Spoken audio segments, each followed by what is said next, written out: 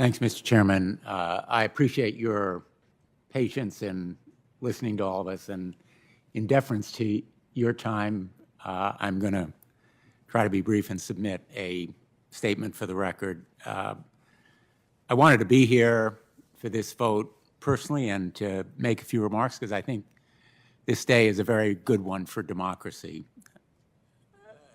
Judge Garland is not only a brilliant lawyer and a widely respected jurist, he's a decent man and a person of consummate character. And today, more than at any time in the Department of Justice history, character counts.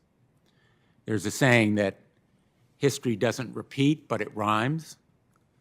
Judge Garland first went to work in the Department of Justice in the post-Watergate era, one of the low points in the history of this great institution. I met him in those days when I, too, was in the Department of Justice as United States Attorney for Connecticut, and he was beginning a very illustrious career. We were there at a time when the Department of Justice faced serious questions about its commitment to the rule of law. An Attorney General of the United States had been convicted of serious crimes, and a president all but impeached. And Judge Garland is now set to return at a moment when the department faces a similar moment of reckoning. He is the man for this moment because he embodies those qualities of commitment to the rule of law and to the independence and integrity of the Department of Justice that rise above any particular case or prosecution, any issue of law or fact. Some of my colleagues have expressed dissatisfaction with his refusal or inability to answer questions to them.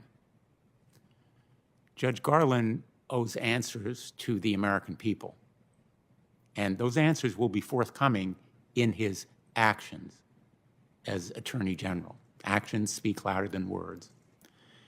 And one of the reasons why I so deeply respect Judge Garland's declining to answer some of those very specific questions about individual cases that would be inappropriate for him to answer at this point is that he said he wanted to talk to the career prosecutors, the professionals, the investigators, the lawyers doing the cases before he formed an opinion.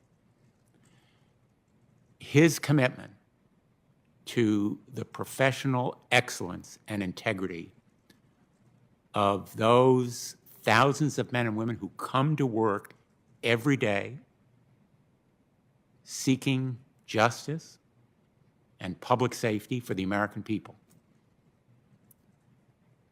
is of incalculable value. He knows those professionals, maybe not individually, but he was one of them, as was I. And as to the FBI and the ATF and all of the agencies that have acronyms, some known and others invisible to the American people, he knows those investigators and prosecutors are really the ones who do the work, and he wants to know their views. He wants to know the facts before he makes judgment. His commitment to the rule of law is especially important at this point in the Department of Justice's history because he will be a lawyer for the American people, not for the president, and not for any special interest. He comes to this position with a wealth of experience in combating violent extremism. The FBI tells us that white supremacy and violent extremism are the biggest internal threat to our nation today.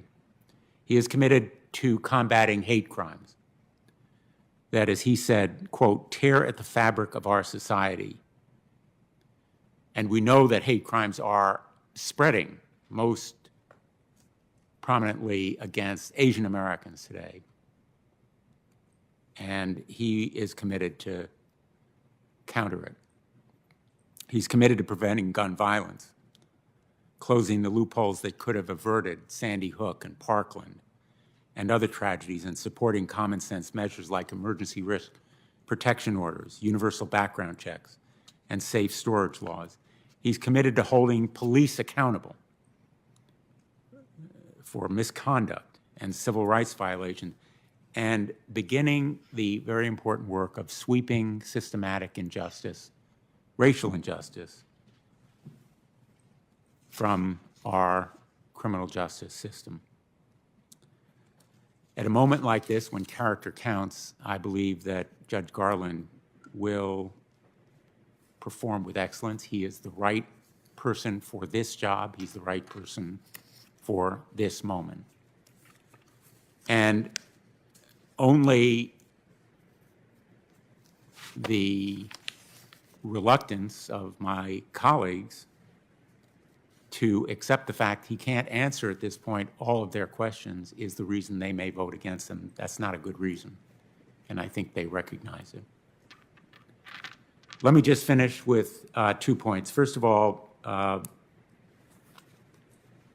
am hoping that others who are part of the Department of Justice team, nominees who are awaiting a hearing and confirmation from this committee, will be met with fairness and a fidelity to the truth that has been lacking in some of the criticism of them. I want to submit for the record an editorial that appeared in the February 28th Washington Post regarding the nominations of Vanita Gupta and Christian Clark.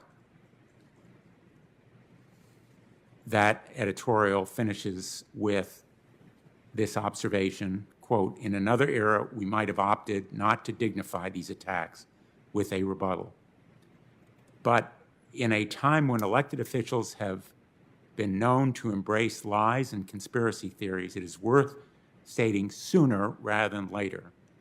Both these nominees have serious, distinguished track records as champions of civil rights.